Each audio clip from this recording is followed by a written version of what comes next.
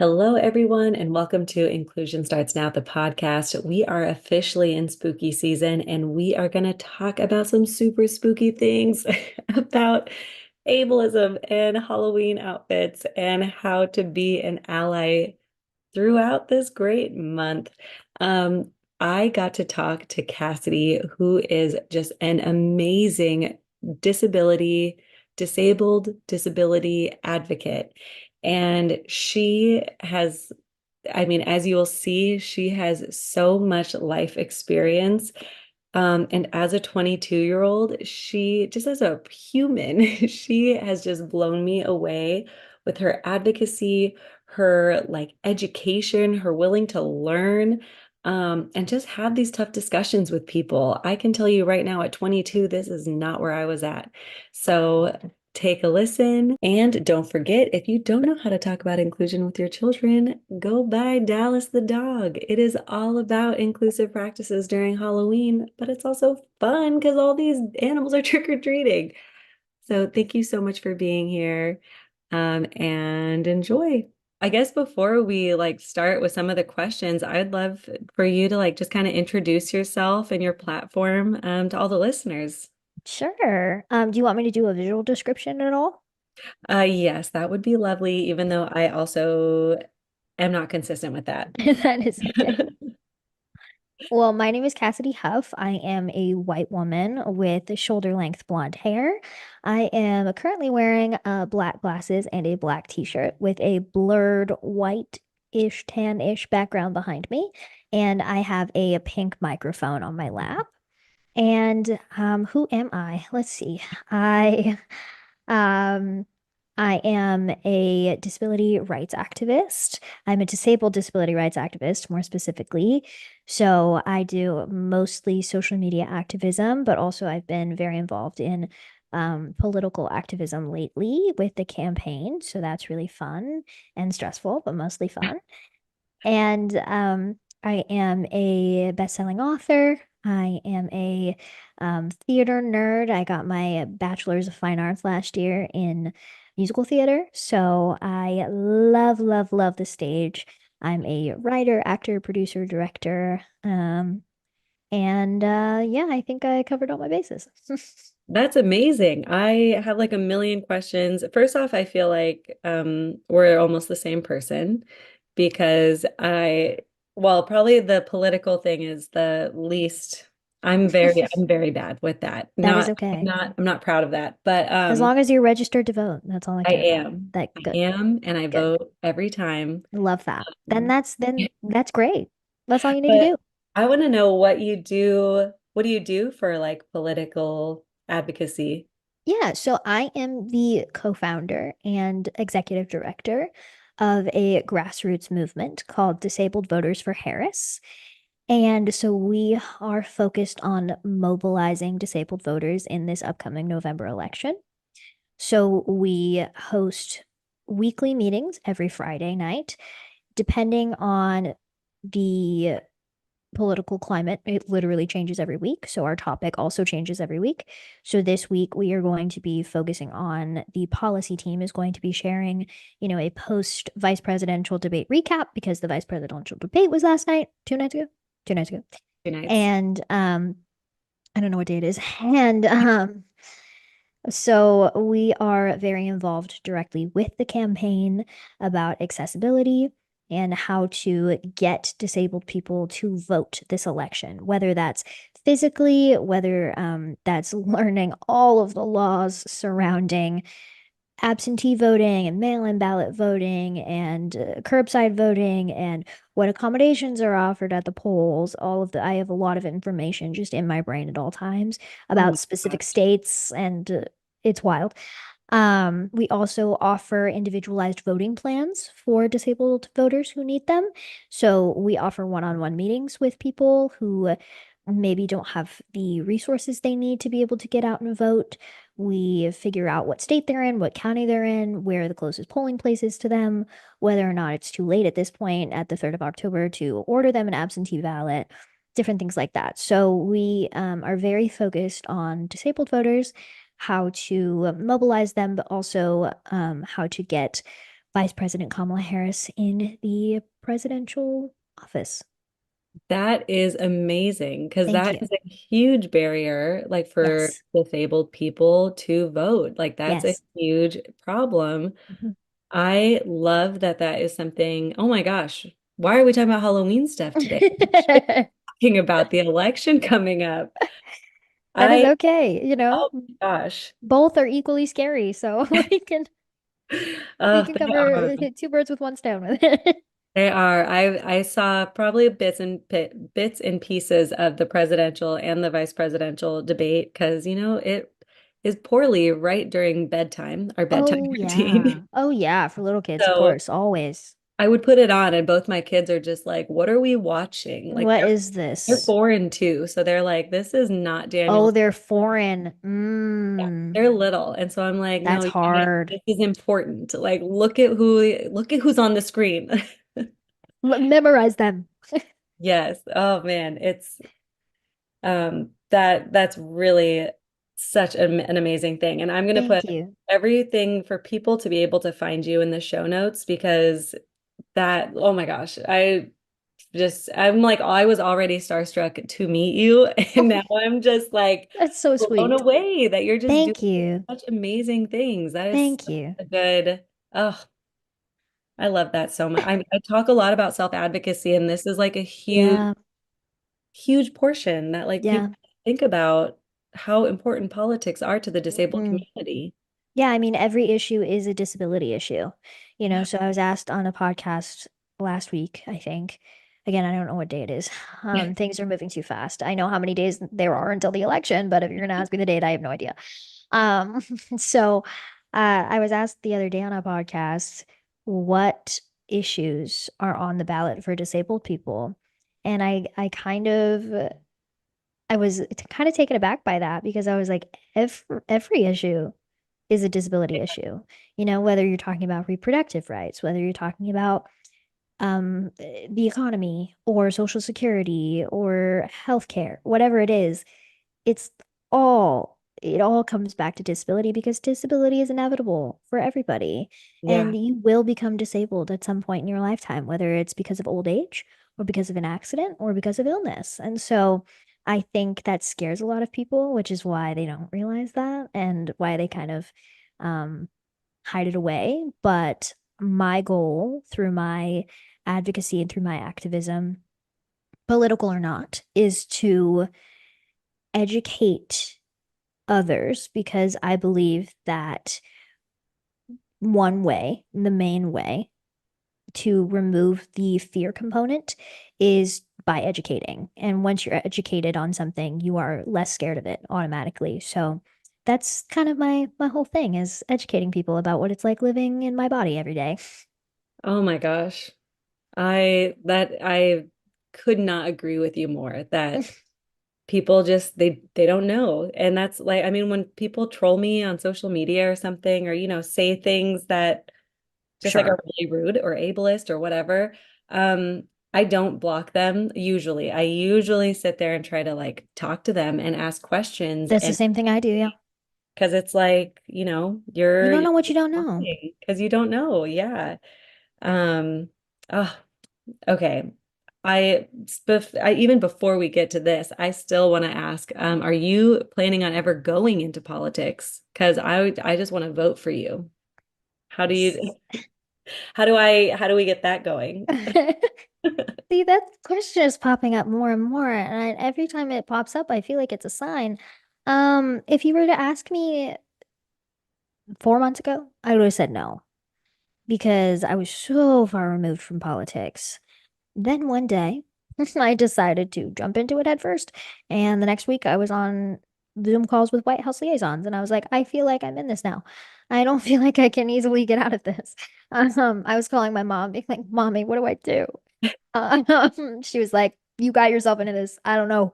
Um, so it's a very complicated question for me. I'm 22. I don't More than enough time. Isn't exactly it? You have to be 35? Oh my something God, like that. Yeah. 15 years, and then you Yeah. could be the youngest. Oh my gosh. Yeah, I'm 22. I am still learning about politics every day and how things work because unfortunately not a lot of the ins and outs of it is taught in school. So I am, and I went to school for musical theater. Okay, let's be very clear. I did not go into school for anything academic. I sing and I dance, and those are very hard jobs, but they are not politics. So I would have told you no, but now I would say I'm considering it. I think politics definitely fits into my life in some way. I think that it's definitely going to be a part of my activism more so than it has been ever before for the future. And I'm not sure how it's going to be involved, but hey, I'm open to being in politics. I'm not against it. I just don't feel like right this second I could run for office in any capacity at this moment. Yeah. I mean, if you're 4 months in and you're already feeling like you're not discouraged, I feel like that's a really good That's sign. what people keep telling me. That's what people keep telling me. People also keep telling me that people retire when they're 30 in politics. So it's not exactly it's not exactly comforting, but it's okay. No, you'll crush that goal too. Thank you. Pretty. I hope So so. are you saying because they're like retiring because they don't want to be in politics anymore? Yes, yeah. Oh, okay. Yeah, no, Yeah. you'll find a way. You'll Thank find a you. way. You'll be there. You'll be president. As long as I can still Right. sing and dance and be, do what I want to do, then I guess there's a way. Yeah, I was gonna say well the thing is I wouldn't say I'm good at singing or dancing, That's but I okay. very actively love to do both. I love that. Um, Huge fan. And I wish I went to school for that, but I also went to school for education and I do really love education. Hey, we But need more educators. the singing and dancing, I'm I mean, if you like musicals, all that stuff, that is like Oh, I love that. Do what makes you happy, you know?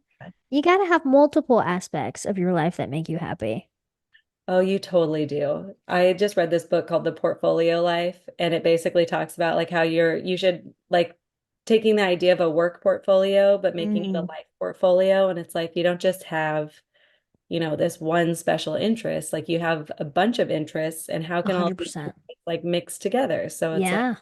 maybe your job is an educator, but you love like traveling or you love, I don't know, reading or something. And so it's Yeah. like you mix all these interests together and like grow from it. And it was a good book. I I like. love that. I'll have to add that to my reading list. Oh, I have way too many books that I'm obsessed with, so I'll Me try not too. to give you too many books. Me too. And then you also should just give me your list of books that I We'll could trade them. We'll trade my them yeah, my what do you call that? My TBR to be read book to be list. read. Oh my gosh, it's so long. I have So too many on there. it is impossible. And now it's like spooky season. So now I'm like, oh, well, now I got to read all these Oh, like great. fall spooky things. Phenomenal. Yeah. And Twist I'm my like, arm then. Yes. exactly. I go into my bookstore and I'm like, great, now they're all up. Okay, fine. I'll Well, take I two. guess I'll take four. It's fine. It's no, it's okay. It's a problem. It's You definitely know it is. That's me with books and yarn. See, ooh. yeah, I crochet and I have like four unfinished projects that I'm currently looking at. My boyfriend's like, please just finish one. No, I'm you got to be in the sorry. mood. That's how I feel with reading. You have to be in the mood for certain. Yes, I read a bunch at a time. exactly. When I'm in the mood to read it, I get to it. Exactly. Could not agree more. Okay, I want to really talk about crocheting, Okay. but I'm not. Okay. We're going to talk about, No, we're gonna have a FaceTime session after this. I can feel it. yes, we You're gonna be definitely like, have. what's your number? We already have too many things in No, I common. love Just this. yes, talking for like 5 hours about all of Oh, this. 100%. It's going to be an issue, but let's talk about this topic that so it's about a person without a disability dressing in a Halloween costume Mm, of a person with a disability, but not just, or I guess that's not the issue. It's using like an accommodation that they don't actually need, but they're using it to dress in the costume. Like for example, like Stephen Hawking, if someone dressed as him who is not disabled, but if they like used a wheelchair as that costume in while being that costume. Mm. What would you, I guess, well, actually, before you answer, I did do a poll on like social media asking people what they thought. There was like one person who was like, yeah, I don't see a problem with that. Like 80% of the people, I can't remember, it was like 20 to 30, I don't know. A lot of people were like, no, you don't get to do that. That's not okay. Yeah. But then there was still like, I don't know, 10 to 15 people who were like, I don't Interesting. know, like, what is the answer? And as a person without a disability, I was like, well, to me, I'm like, well, if it's like a person looking up to someone as like a hero and it's not like mocking the disability or like, I didn't see a problem with it. Mm. But the more I talk about it, the more I'm like, well, if the disabled human community doesn't like it, then why would I do it? Mm. I would love your opinion.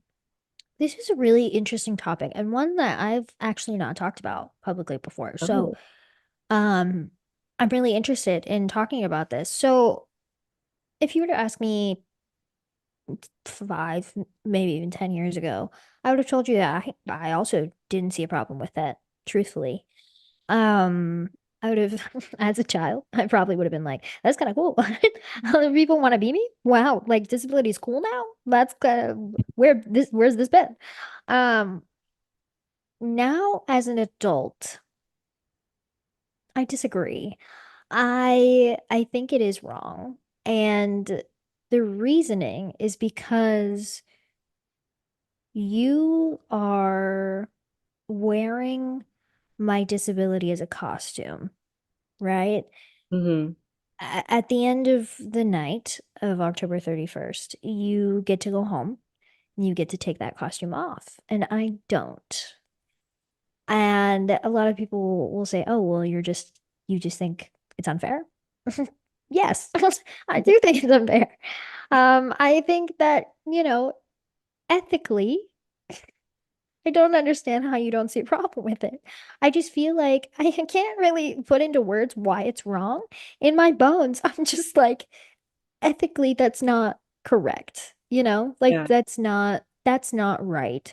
And I do think on some level it is mocking the disability community because what other marginalized group are you going to do that to? That like if you Yeah. did that with any other marginalized group, you would think that's offensive, right? So like, Yeah, I feel like that has kind of been happening that people are like, why do we have these like cowboy and Indian themed parties? Or why do mhm, we like, it's like we're taking, people are starting to make costumes not focused on like on like cultural mhm. groups. But now I don't know, I guess, and I just I've never really thought about it as much. Yeah, I haven't really either. I Well, think oh no, you go. I don't know. I think that if you do dress up as someone with a disability, you're kind of taking a piece of someone's identity, you know, and putting it, literally making a mockery of it and putting it out for show.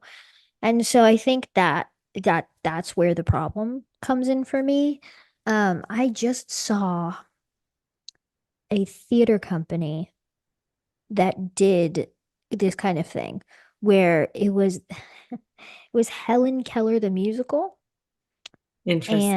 and um I had another deafblind friend of mine share it with me, and I'm also deafblind. And so to see somebody, multiple people on stage, and this really hits home for me, right? Because it's like I am a performer. Hmm.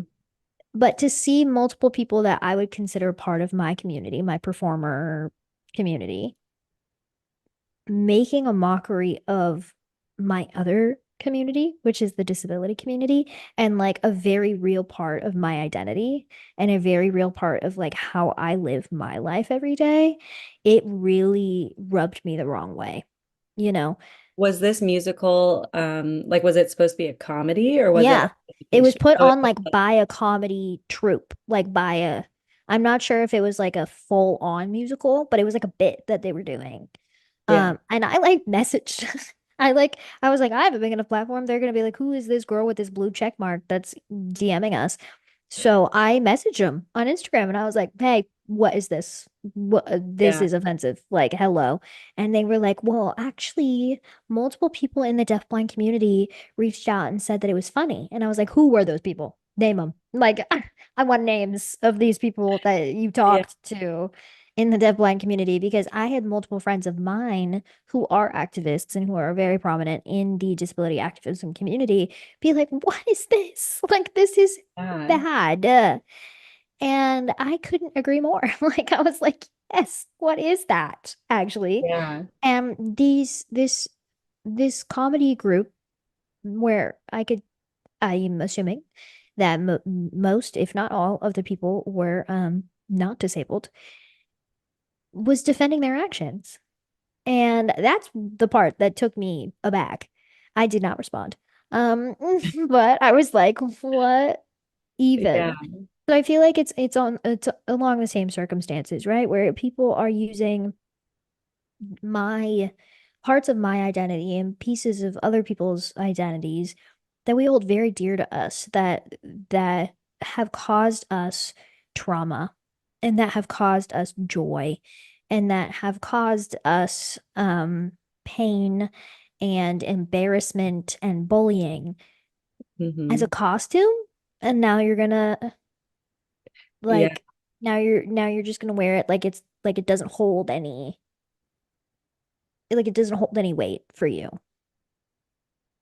Yeah. That I really like how you're describing this because it's definitely because I mean it's because when people like ask me these questions, sometimes I feel like I struggle with a good answer because I'm like, well, this is how people like that I am like an ally with feel. And so Mm, it's like if I'm going to be the ally and mm. advocate that I want to be, Yeah, so like if who I'm am going to I be, to like yeah, yeah. like if I'm going to be advocating for like a group that I'm technically not a part of at this moment, how do I like, it wouldn't make sense for me to be like, no, you're being too sensitive. Like just Right. the child do like be in a pretend wheelchair. Like it wouldn't make sense.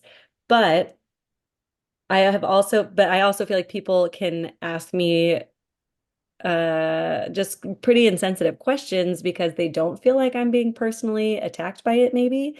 Mm, So, which brings me to this question. yeah. Because I do bring this up a lot where like so you were just saying like with acting, like that's a really big one where people are like, stop hiring non-disabled actors Mm, to play mm-hmm. a disabled character. Like there are disabled actors out there, hire them. Mm-hmm. Yeah. And I've had some people be like, well, what's the like, it's acting. Like you're acting in a role that you probably don't identify as. Like what's Mm, the difference between a person who is acting as like an alcoholic or like, something like that. And I'm just like, I don't know, it is different, but like sometimes I don't feel like I have the best answer. mm. How do That's you fair. how See, do you I've for that? I've argued with family members about this specific topic. Yeah. And it's as a disabled actor, like I see the other side. That's the hard part about these topics for me is like it's not black and white. Yeah. And for me, I'm just like, well, that's wrong. Like obviously.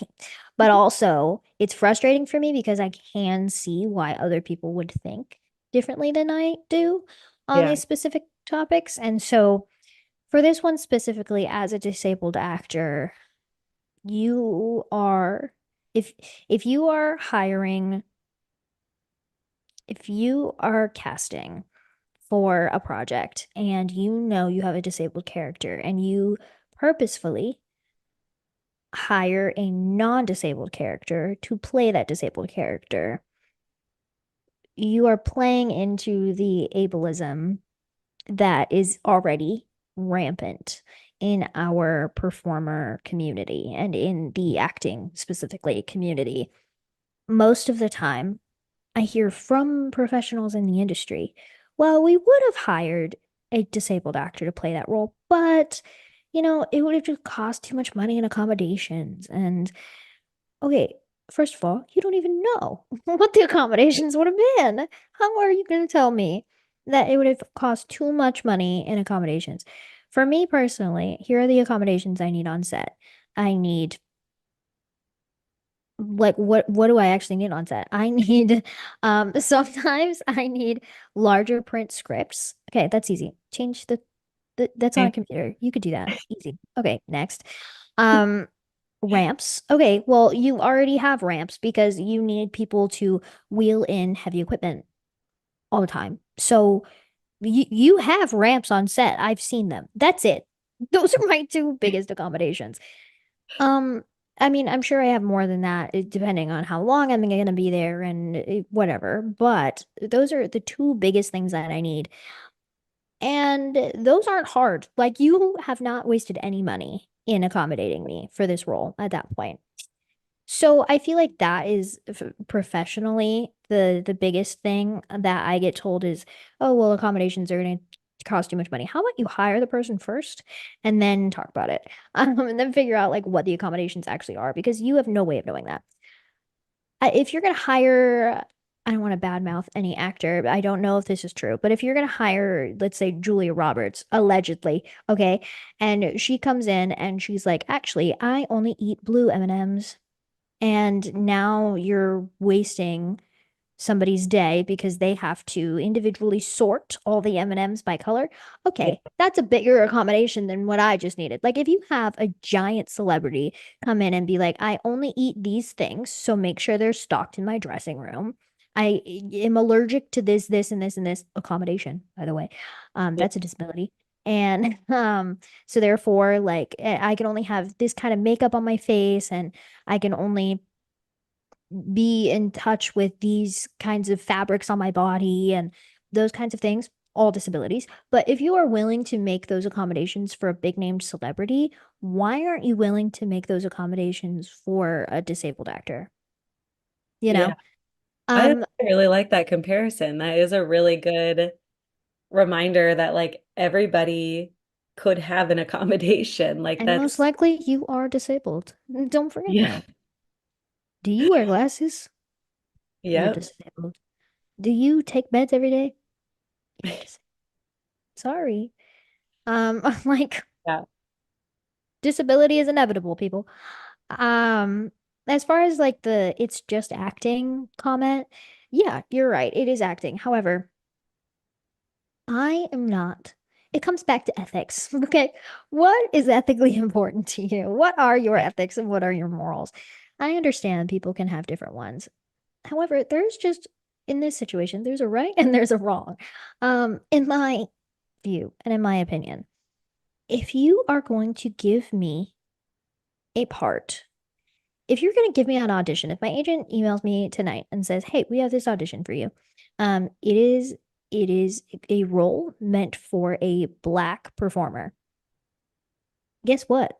I'm not auditioning for that. Why? Because I'm not black.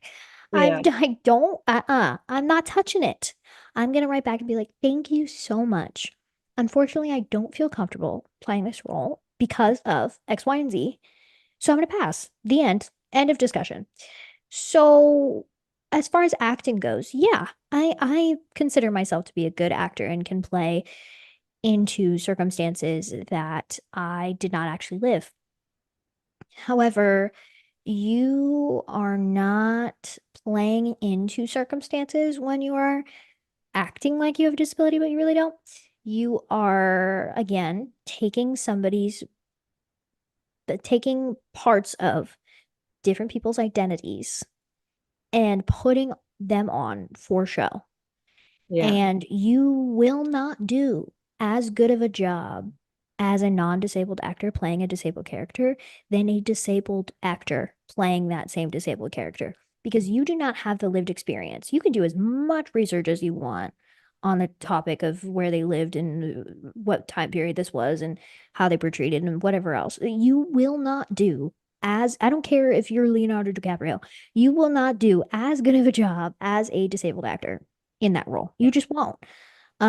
Because as many non-disabled actors, as many great non-disabled actors as there are that many disabled actors out there in Yeah. this world, you know? So like, first of all, if it's not your job, don't comment on it. Second of all, like the end. Second of all, if it is your job and you are a performer and you are an actor, reevaluate your values and your morals and your ethics because this is a very empathetic job that we are in as performers. And if you cannot be empathetic to the point where you understand what roles are for you and what roles aren't, you should not be doing the job. Yeah. Sorry, Uh, I talk a lot. no, I am right there with you. Um, I did you actually say Leonardo DiCaprio because he He did did. play a disabled I know character? he did. That was a little bit before my time, but I do know that he did that. That was a little bit, I mean, I don't know if it was before my time, but I've only seen like clips of it. Yeah, me too. By everyone being like, how he did like such a phenomenal job. And I think Okay. at that point I was like, yeah, maybe, I don't know, like I won't watch it because of that. yeah, there's been a few movies I just haven't watched because it just didn't feel like it was respectful to the disabled community. And I'm I like, agree. I'm not gonna give you my, free brain space, uh, which is what you all want. So, Also, um, I think that an important point to make is it not only comes down to the disabled character, but it also comes down to the writing of that disabled character. So if you are going to have a disabled character in your project, don't only cast a disabled person in that role. Also, hire a disabled or a team of disabled writers to write that character because again, they're going to do a better job than your non-disabled writers. oh, that is a really good point that I have totally not thought of. I mean, as someone who's not in the industry, I'm not quite sure why I would think about it, Right. but Makes that sense. totally brings it to like the next level of like, it's not just the actor. Like there's, someone wrote those lines for them to say. And like, does the actor even have a say of like, that's like no one would ever say that. Or, like that On is, good sets, they do. I wonder how many good sets there are. That part I can't speak on. I have no idea. But I can tell you by watching things, I can tell if it's a good set or not. And I Oh, could tell if there's a good team behind it or not. like watching the movie or the show. Yeah. Ooh, so what movies would you suggest or shows? Shows, I 100% recommend Speechless. Oh, Speechless is one of my good. I favorite loved shows. I loved I Speechless. love, you know why you loved Speechless? Because there was a team of disabled writers. There was, I did not know that. Oh Zach Anner was one of the my main writers. gosh. He's a disabled comedian. He was in the show at some points. He was a guest star Yeah. sometimes. And oh my gosh, the the guy who plays JJ DeMeo, his name is Micah Fowler. That's his name. Thank you. Micah Fowler is his name, and he is actually disabled. Yeah. Um, and they had a lot, and every time there were other disabled people on screen, they were all actually disabled actors. So Yeah. that 100,000% is one of my favorite shows. That's Um, and then as far as my favorite movie recommendation, Crip Camp. Crip Camp oh, is isn't that a documentary? it is, but disabled produced, disabled directed, Wow, and disabled stars. So I I love that film. I will watch it over and over and over again. man. As well as Coda. Oh, yeah. I loved Coda. Yeah. I actually used to work in the deafblind field. I worked with Really? California Deafblind Services in Helen Keller National Center. Wow, amazing. So when Coda came out, I'm pretty sure like every single friend of mine was like, "Have you seen this trailer?" And I'm like, Yeah. "Now Yeah, I I went and watched it with my cohort in college and we watched it and I I did not cry when I watched the movie, but all of my classmates did. Yeah. And there was like 15 of us. And I looked down the road because I just hear sobbing down the road. And I was like, pull yourself together. You're fine. And then afterwards they were like, they came to me, they were like, is that really like how the world is for you? And I was like, some of it is. I was like, what? I was like, did this just open your eyes to like a whole, and it did. It Are did. you It a really coda? did. Like I'm deafblind. Yeah, And but so isn't I'm not, codas for children of deaf adults? yeah, CODA is for children of deaf adults. And so they were asking because there were some like scenes where it was from the parents' point of view, Yeah. from Marley Matlin and Troy Kotzer's point of view. And so they were asking from that specific point of view. They were like, is that how the world is? And I was Um, like, a little bit. I was like, I'm only wow. half deaf, but kind of. I thought they did a really good job. And I heard on set that so the girl who is playing the Hmm. coda, the woman, that she learned sign language like for the role, but Hmm. then she also said they didn't want her to have interpreters on set, so she had to sign with everybody It's hard. to like learn the language even quicker. And I'm not quite sure if that was up to her. I'm pretty sure it was like I think she was the one that was like, no, I want to look like I want to actually be able to sign with everybody because then Yeah. like I'm in this role that I've been signing that I'm supposed to be signing all my life. Like Yeah, it's I supposed to be fluent. Yeah, exactly. so I even after learning that, I was just like, oh, Yeah. like how amazing to like Hmm. really immerse yourself A with hundred percent. language. I love Yeah. sign language. Me too. Do you sign? I'm learning right now. Yeah, so I gotta go to a lot of deaf events. My boyfriend, who's not deaf and not disabled, actually was fluent in sign before he met me. Oh, So, yeah, he's been teaching me a lot. We do voice off days around the house. So we do anytime my hearing aid is out, we're voice yeah. off. Um, which is really good practice. So I've also been going to usually a deaf event a week where there is no interpreters. There are no interpreters. You are just in the deep end of the pool trying to swim. Oh, yeah. And they're fast. So Oh, you and just they would have to be sit great. there and be like, Like yeah. you could be meeting deaf people who are like, they're and I mean what I've learned a lot from like the deaf friends I've made, they're very like direct to the point. Like if, I well, I was at a deaf event once where this person was like going around the circle asking everybody's name or maybe just all the new people. And so Mhm. they saw me and they were just like, what's your name? And I'm, Yeah. oh, my name's Kayla. And I'm signing for people who are only listening. Um, and then they said, like, nice to meet you. My name is, and they finger spelled it super fast. So fast. And And they're like, it's like it looks like gibberish. You yes, have and it was you're like, a okay. cultural name. Like they were black and they Mm. had a name that Oh no. was not a name that like that I've seen in my life. And Um, but I have been signing for like years. And so I was like, cool, nice to meet you. And then they were like, so what's my name? And I was like, and so I just finger spelled the letters that I saw. And I could not tell you what their name was, but I got enough of the letters that they were like, oh, and they were like all impressed with Nice. my signing. And I'm Not like, the I do wow. not know your name. Like if you ask me to write it down, it's not gonna make You're it. like, I have no idea. No idea. Maybe they But just do that. Maybe that like wasn't even so their actual name.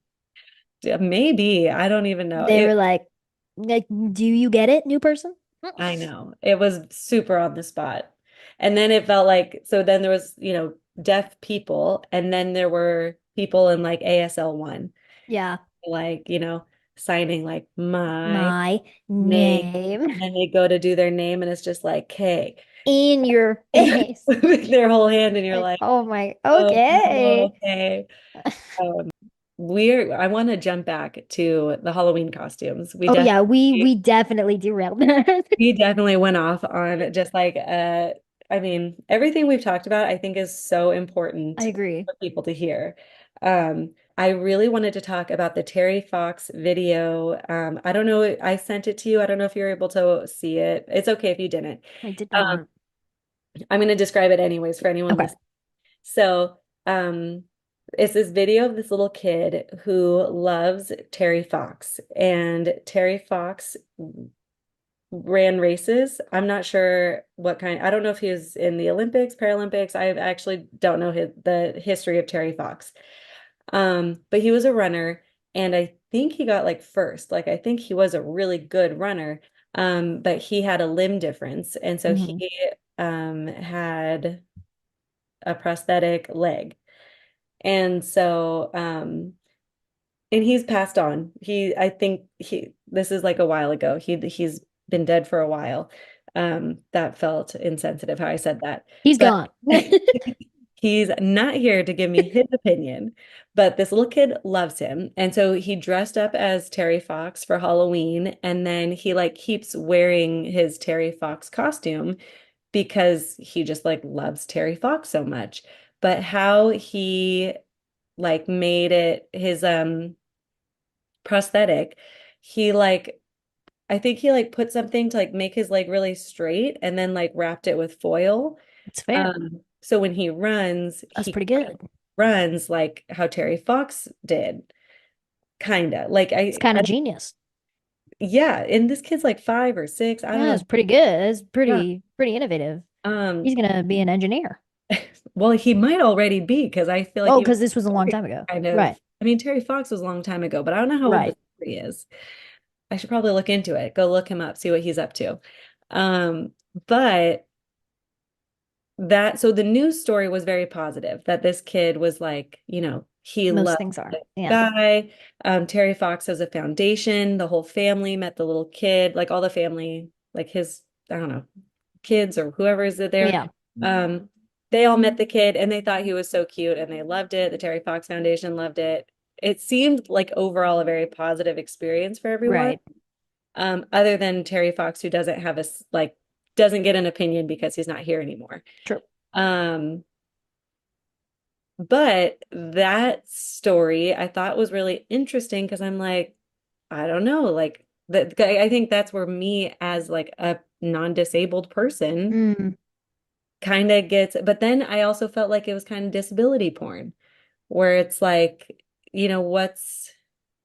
what's the difference there? I know you said you're not disabled, but like you are very educated on like disability issues.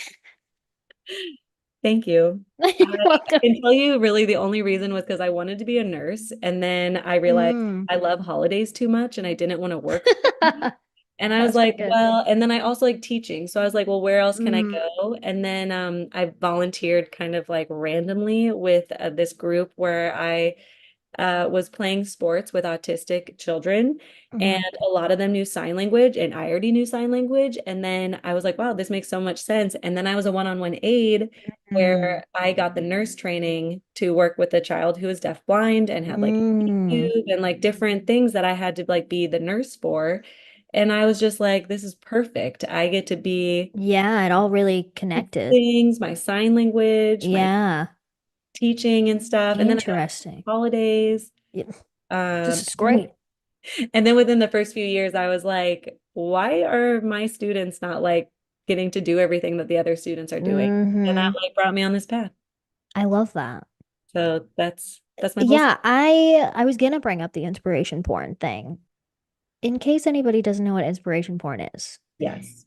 You it's a difficult topic. Basically, it's when disabled people are shown in a toxic positivity light where it's like, oh my gosh, look at her. She's in a chair and she's going to the grocery store. She's the most inspirational thing I've ever seen when like you go to the grocery store every week. Like, how is that different?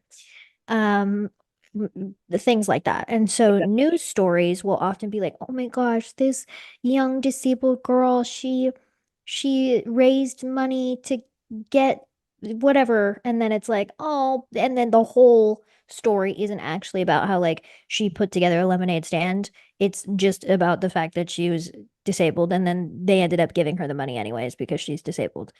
So, that's a fake story, by Yeah. the way. I just made it up. But it sounds like a real I was one. about to look it up. You were like, wow, this is good.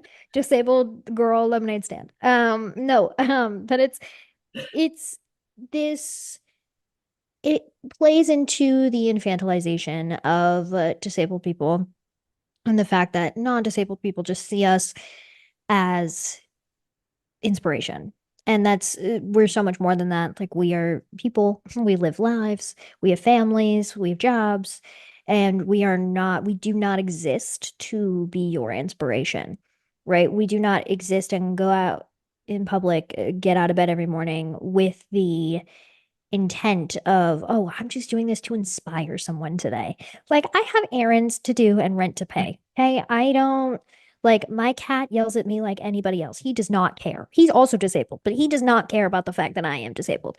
He's like, give me my food, lady. It is 6:45. I know what time it is. Hmm. So that does not make me inspirational. Like I think the work that I'm doing is inspirational, and I think um I think that's about it. Like my body, I did not choose to be disabled. And so that's kind of what inspiration porn is. It's just seeing disabled people as inspirations and nothing else. So I think this is a really interesting case of inspiration porn because this little boy was not disabled, right? He was playing disability. So he was dressing up like he was disabled, which is a different form of inspiration porn because usually you see it as Yeah. like little kids are disabled or like adults who are disabled and they did nothing and now they have a news story on them, you know? Yeah. Um, and so in this case, it's a little kid who's not disabled, but he's putting on disability as a costume. See, I still think I'm talking out loud about this. I still think it's wrong. I Yeah. still think Well, the no, I think parents should have stepped in. what you just said, I think made a lot of sense of like he was like using disability. Oh man, you just like playing disability. That's what I Yeah, just put down with what you said, that he was like playing this disabled character, but he gets to take it off. yeah. I mean, yeah, I think you're right that like the parents, but I really don't think a lot of people even think about this because I mean, Hmm. even Terry Fox's foundation with his Was family, like, oh my gosh. they thought it was, Okay, yes, they so I thought think it was that's that, where but it's like, the whole foundation is run by non-disabled people. I guarantee you.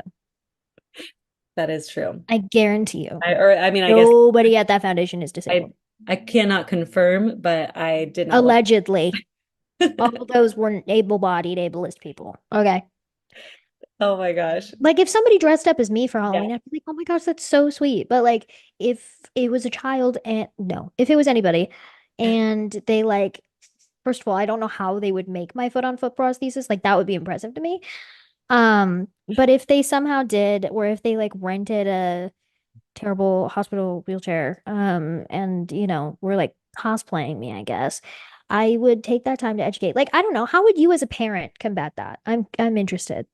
Sorry to Oh turn this back no. on you, but I'm Yeah, interested. no, because I have been thinking about this because I do think I don't always know like how like bad it is or just like how Mm, or just like how not like it's just not very sensitive to like other people's identity. mm. Um, but I do think like I would try to say, I mean, especially now, I mean, after being educated by you and Wes, who You're have gonna be like, hang on, let me call Cassidy real everything, quick. I do feel like now if I had a child who was like, I want to play this character. They have a limb difference, so I'm just gonna like tuck my arm in so it looks like I don't have an arm or something. I would probably at this point be like, well, what other attributes do they have like that we can show in a costume? Uh, Mm, because like you do that's a have good way. You uh do have an arm though. like you have them. So you like, Sorry.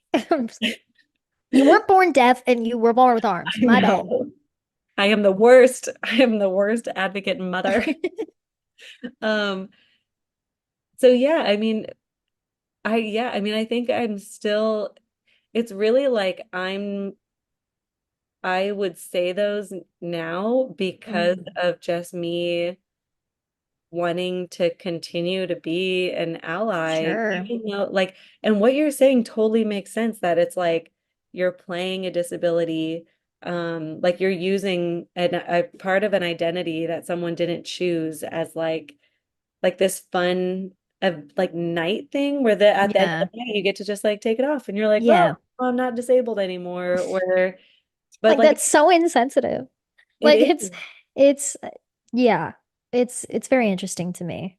Yeah. So, and I mean, I've already thought a lot about this with like, again, the cultural costumes where people are like, if your child wants to dress up as like Pocahontas, like are you going to let them? And I'm like, I mean, I don't know. I guess like I would probably try to, I don't know. See, I still feel like I'm kind of torn and it's really going to have to be like on the spot Hmm. thing because I do know that again, like, I mean, being Pocahontas would be like culturally insensitive, but it's like, is there a way that maybe we can like make this an educational thing of And like, make it like paying respect towards that community yeah, instead. Yeah. Yeah, I um, get that. I think as a parent, I'm sorry, not as a parent. I feel like you're I'm not very wrong. yeah, I'm a dog mom and I feel like I am kind of at a loss with a lot of parenting questions because I get a lot of parenting questions all the time. Like, oh, my kid wants to do this. What should I tell him? I'm like, I don't know. Sorry. I'm like, I'm 22. I'm living a child-free life right now. No idea. So then I go to like the moms in my life, like my mom, my boyfriend's mom, and I'm like, what would you do? Well, I don't know. How would you handle this situation? And so I always ask parents those questions just because I don't have all the answers. Surprise. I only know my experience. And I think children is one thing, adults are a whole other thing because children don't know any better, right? So it's our job to educate them and parents' job to educate them and do exactly what you were saying. I think that's a great approach of being like, okay, so what other attributes are there that we can, like what color is their hair or things like that? What kind of clothes do they wear? Um, So what but would you say to an adult? Like if yeah, you, that's what I was just gonna say. okay, look at I us, same wavelength look at here. us. Can I also be 22? I don't know how to make that happen for you. Even though I have to say this is not the kind of conversations I was having at 22. So Yeah, I didn't think that I didn't think that I would be having these questions, these conversations either at 22, but here we are. No, it's great. It is. It's just every day I'm like, wow, this is really my life. And then I see my peers and I'm like, that is so not where I am at this moment in my life. you Anyways, are so like educated and so thank you.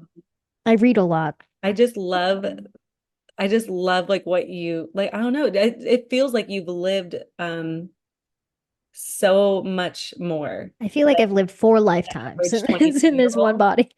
Ooh, which actually it makes me want to talk about this other thing, but we're going to talk about it later. Let's first Okay. talk about this.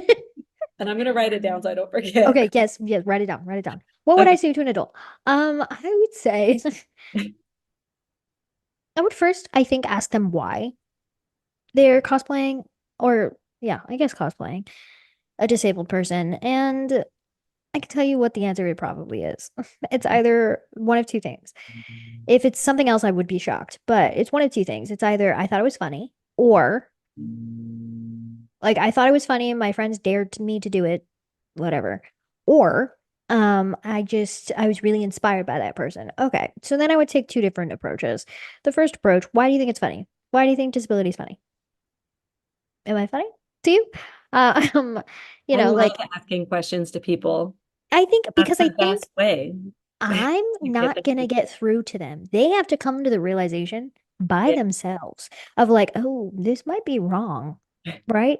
Because you can tell somebody it's wrong, it's wrong, it's wrong, it's wrong, it's wrong. And like we're seeing with politics, that just makes them stick their heels in the sand and not move. That Yeah. makes them defensive, and that's not the way to go. The way to go is to ask them questions out of a place of curiosity. Put your anger aside for a second. I know it's really difficult in these situations, but put your anger aside for a second and really ask them, like, is my body funny to you? Like, Yeah. actually, like genuinely curious. Is Why is disability funny? And wait for them to respond. And if they say, I don't know, then be like, great. So why are you doing that costume again? And most of the time they will come to that realization of like, I don't know anymore. And then they feel awkward about it and they don't want to do it. There you go. Yeah. Um, the goal is to make them feel uncomfortable. If they go, because then they don't do it. Most of the time when we feel uncomfortable, we don't do things anymore. Yeah. So, um, if they go the route of, well, I'm just really inspired by this person. Okay, why? Why are you inspired by that person? Well, they've just gone through a lot. Wrong. Okay, let's take it back. Um, if you are inspired by that person because of what they look like, they're just living. They're Yeah. just alive. I did not choose to be in this body. No, I did not choose this. Why would I choose this? Like, this is not a fun time sometimes. I love my life. Don't always love my body sometimes, which is a Yeah. problem. I get it. I'm working on it in therapy, okay? But, it's they are just existing and they are not there for your inspiration, which goes back to the inspiration porn thing. And if they say, well, I'm just really inspired by what they do for a living, okay, then dress up as the thing that they do for a living instead of dressing up specifically as that person. Yeah. Okay. And then just tell people, yeah, like I'm a gold medalist runner. And it's inspired by this specific Paralympic gold medalist. But, I realized it was insensitive to dress up as them with the prosthetic leg and everything. So I just chose a standard, gold medalist runner. Yeah. There you go. Do you think they People, could still dress as the person but without the disability? yeah, sure. Because, yeah, I mean, the little kid as Terry Fox had like a wig on, he had like a little running outfit, like he Yeah. had everything else. And I think he did have a medal of some sort. And I mean, I'm sure there are different opinions on this, but I don't see a problem with people paying respect to disabled people in costumes, being like, I'm inspired by this person because of what they've accomplished. Okay, that's a different thing. That's not inspiration porn. You're actually inspired by them for good reasons. Um, I'm inspired by this person so much so that I'm going to pay respect to them with my Halloween costume this year. Okay, great. That's a different conversation. If you want to forego the cosplaying the disability part, and again, just educate people. People are gonna ask what you are. I guarantee you. People are gonna be like, "What do you know?" Even if it's really obvious. People are still gonna ask. So just be like, "Yeah, I'm inspired by this disabled person." The end. That's all I gotta say. And who Yeah. cares if people think it's weird? Okay, Halloween's weird. So there are weirder costumes than those giant inflatable T-Rexes. Okay, they're gonna worry about what you're doing over there? No, don't, Yeah. don't care. Yeah. Well, I think that's totally great. I mean this is definitely the only other question I was thinking about is so what if someone has uh like a disability that like they broke their leg and so they're in a wheelchair for a few like whatever however long it takes to fix that broken leg. Um but they're in a wheelchair for like a couple months and it happens to be during Halloween. Do you think that would be insensitive for them to dress as a person who uses a wheelchair? I have so many opinions on temporarily disabled people. Temporarily disabled people feel the compulsive need. It's not a want, it's a need to involve themselves in the disability community for however long they are temporarily disabled. And usually it's like 3 months. Oh, And they like leave yeah, and they're like, well, done with that. Thanks, community. See you yeah. later. And then they're like, I recovered from this really hard injury. And I don't doubt that it's hard. Okay. But like, that's so insensitive to those of us who can't recover. Yeah. I am like this for the rest of my life. I've come to terms with that. I'm so glad, Henry, that you broke your leg that one time skiing. Okay. But like, get over it. You're That, fine. yeah. I- Or they try to involve themselves in the disability community, or they'll go, yeah, I totally understand what it's like to be disabled because one time I broke my leg and now I have one screw. I'm like, one, try 16. Okay, we'll talk about it. And they're like, yeah. And then I realized, this one time I couldn't get up a curb and I was like, this is really hard. So then I just got out of my chair and I was like, what? I'm like, This is like a whole thing with like simulations. When I was working with California Deafblind Services, there would be some occasions where we would do them, but before we would ever do them, we would make a very big deal of like, just because we are putting a blindfold on you and and you're putting earplugs in, you "Mm, do not know what it's like to be deafblind. Like what we want you to this learn. is not your lived experience. This is for 5 minutes." And it's like what we want you to learn is that you are going to be communicating differently. Like you're not going to Mhm. be able to rely on your vision and hearing. Like so you're going to see and it usually would help people's perspective of like, okay, I have a student who is blind and they do get really frustrated when I like come up, where I I come up wonder at why. the shoulder. Yeah. But it's like if they haven't at some Yeah, if they haven't thought about it. and I remember I did a simulation when I was in grad school, and it was because we were practicing guiding each other. And so yeah, it was the blindfold and earplugs. But I'm tall. I'm 5'10". And so we're walking around and it's like a person I trusted guiding me, and it's a building that I have visually seen for years. Multiple times. Yeah.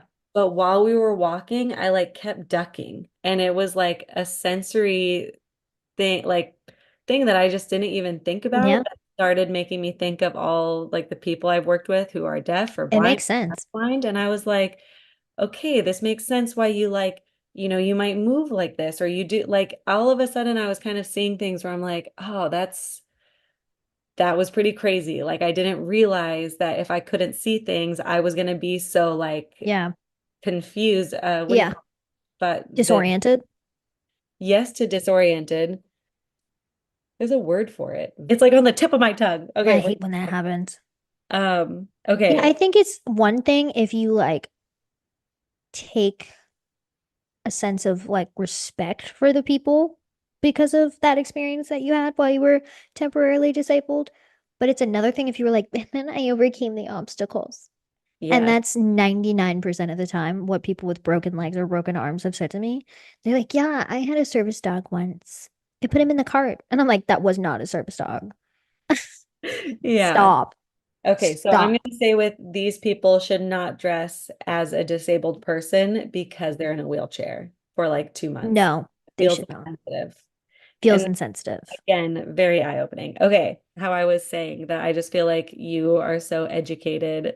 Like it feels like what did I just say? That like you've lived like four lives and you're 22. Um I don't know if you've read this book, and it actually is right in front of me, which is crazy, but I Disability. love Alice. Um, Alice is one of my faves. I have I not read that book. Sorry, Alice, oh, but I will. It's on my well, list. this is my second time reading it because I'm Okay. reading it for a book club for the Recess Project, which is like a Love it. nonprofit that I'm in on. But we're doing like a book club where we read books by disabled authors Oh my or gosh, send me all of your recommendations, oh my gosh. please. Okay. We're about to be talking for like the next five No, hours. I know. We will. Um, but I love this book. And so Okay. Alice Wong edited like a bunch of stories from other like disabled people. Yep. I don't even think they're all advocates. I think it's just all of their um, stories of Yep. like, and it's all whatever. Okay. There's a chapter in here called Crip Time, Mm. and it's about how this person gets told about Crip Time, and they at first think like, oh, is it because like we're late because we have accommodate like she says something like that, but then she's like, No, girl. no, That is it's not. not that. It's that a lot of people with disabilities are going through things that non-disabled people don't really go through. Mm-hmm. And so it like basically like ages them of like, Mm-hmm. they're experiencing like really hard things that some Mm-hmm. people don't experience, if maybe ever. Like they're having to fight for things that a lot of non-disabled people have to. And so it was talking about the difference of a disabled person's time on earth compared to a non-disabled person. And it was, I don't even think I really realized the chapter the first time I read the book, but oh, the second Yeah. time I was just like blown away. I was like, this is Mm, so true. 100%. I could not agree with you more. Um, yeah, I think that, well, I joke that I've lived four lives and because I really have.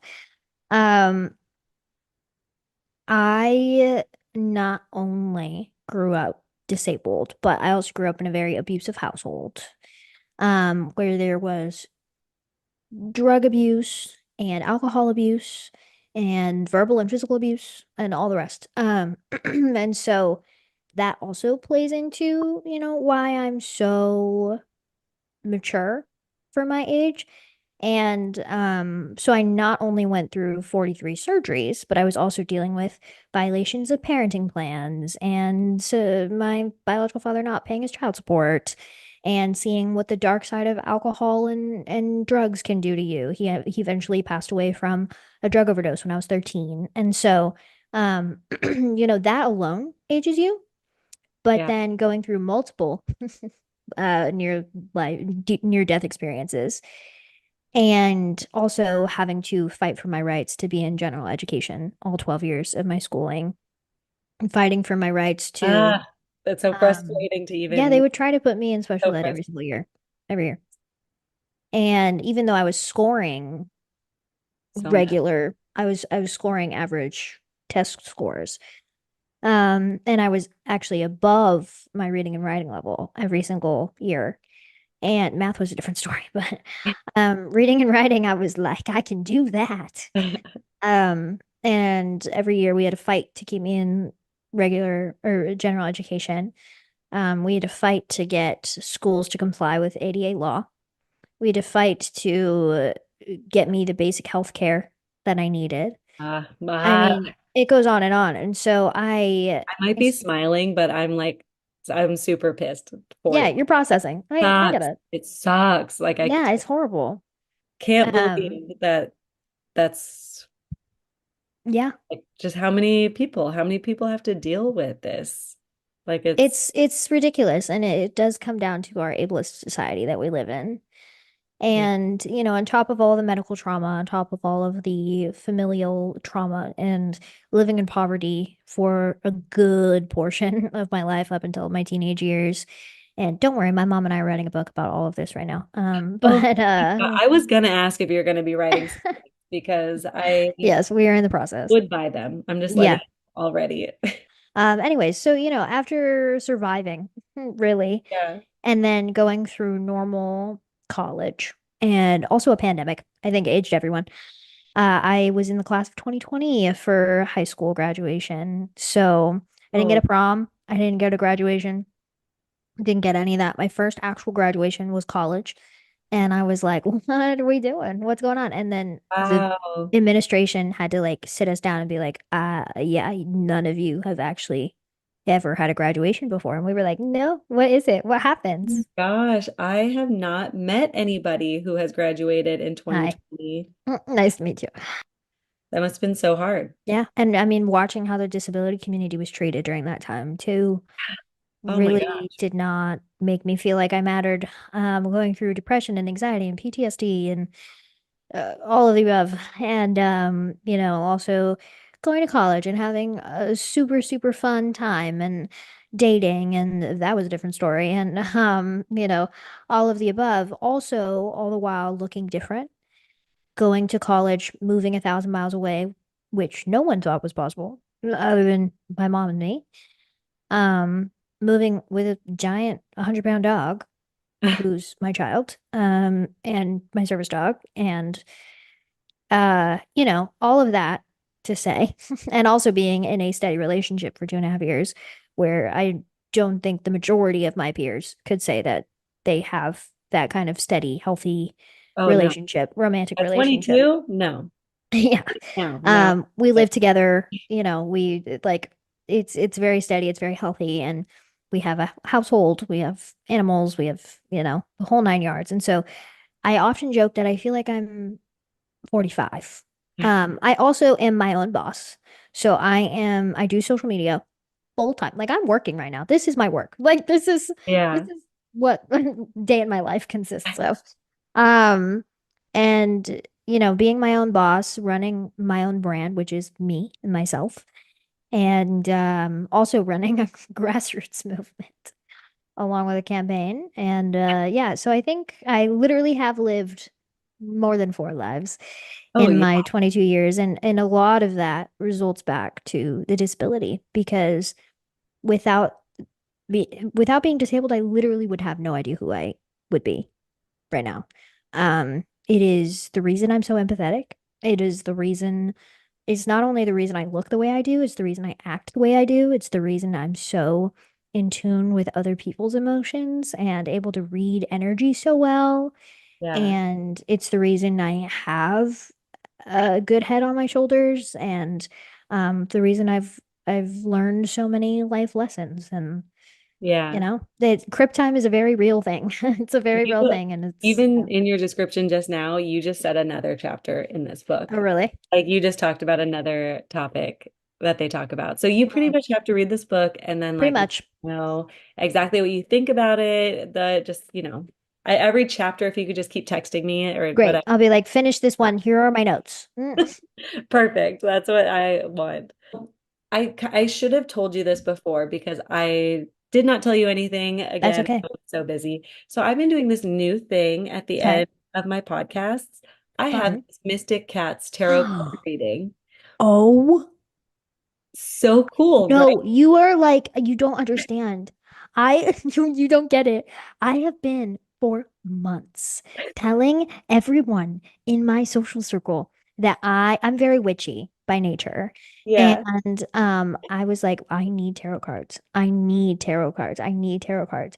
And my friend was like, there are no disabled people in these tarot cards. So we're like making a tarot deck focused on disabled people right now. Like that is like what my whole life is consisted of. Oh So the my second you were God. like tarot, I was like, "Ooh, you don't get it." I was like, oh my Oh my God, that's God. crazy. That is so cool. And I love Nobody steal my that. idea. I swear. Nobody steal my idea. It is not copyrighted.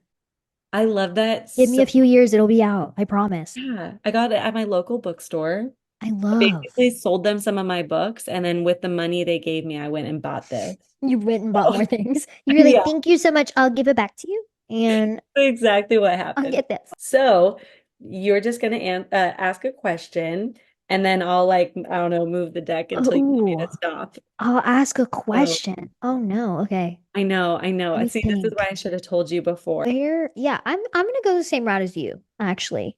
And I'm gonna say, what will my career, I'm gonna say, what will my career feel like by the end of this year? Yeah, I'm just gonna copy you. I like that. I thought it was a Sure, great question. Do you want me to sure. like shuffle it some more? Are you sure? Yeah, maybe a little bit. Thing? Okay, stop. Bam. Okay. Huh. Okay, we got an upright Queen of Wands. Okay. Oh, I have to look in my book and see what Because you it haven't memorized them yet. I is. love it. Now I I have probably to need look to in my get better book. at. I But love it. so Queen of Wands, Mhm. um, so independent and confident is because it was upright. That is like the first thing it says. Thanks.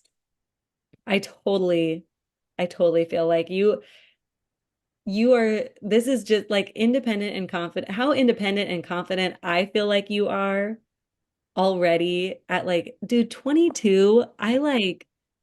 I'm pretty sure that was my gap year because I was like, I didn't prepare for grad school. I am like sitting there like, well, I guess I'll be a para and figure I guess this is what I'll it do. out. Like, met my first boyfriend that I ever had. I That was love that. like maybe a year. Oh I man, love that. it was a very different life. Then that's okay.